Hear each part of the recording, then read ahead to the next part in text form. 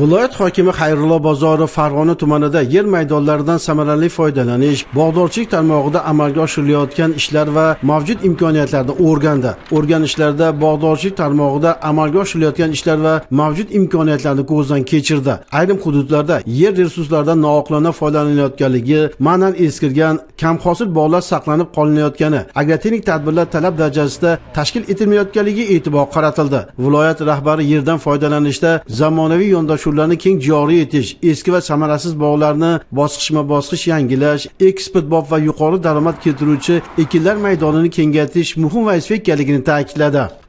Farg'ona tumanida 694 ta 6363 gektar 1272 ta konturdan iborat bog'dorchilik fermer xo'jaliklarimiz bor. 3 ta toifaga bo'lib olganmiz. Bu 1784 gektar yashil toifa, keyingi toifa bu sariq toifadagi bog'dorchilik fermer xo'jaliklari, qizil toifadagi, ya'ni iqtisodiy samarasiz bog'lardan iborat bo'ladi. 1094 gektar maydonni buzib, aniqlangan samarasiz bog'larni bosqichma-bosqich intensiv sanoatlashtirilgan bog' maydonlariga almashtirish shundan iborat bo'ladi. Turkiya tajribasi 2 ga 2 sxemada ekiladi. Bunda eksport bop o'rik, shaftoli, asosan gilos navlaridan iborat bo'ladi.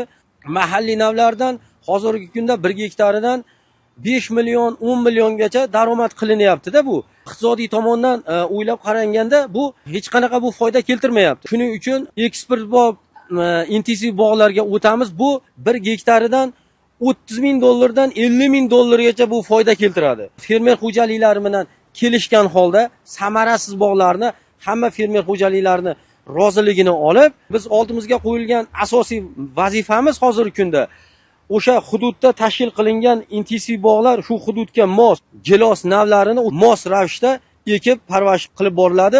Bunda faqat tomchilatib sug'orish tizimi joriy qilinadi. Qarovsiz qolgan va samarasiz ishlayotgan yerlarni iqtisodiy aylamaga kiritish orqali unumli foydalanish, aholi bandligi va daromadlarni oshirish masalalariga alohida e'tibor qaratildi. Bu borada har bir qarish yer daromad manbaiga aylanishi, xalq manfaatiga xizmat qilishi kerak dedi viloyat rahbari. Mutasaddi rahbarlar va mas'ullarga sohadagi ishlarni tizimli yo'lga qo'yish, nazoratni kuchaytirish va belgilangan vazifalar ijrosini ta'minlash bo'yicha topshiriqlar berildi. Shu bilan birga foydalanilmayotgan dasht yerlar o'zlashish asosida yangi sanoat zonalari tashkil etish, investitsiyalarni jalb qilish va qo'shimcha ish o'rinlari yaratish yuzasidan vazifalar belgilab olindi.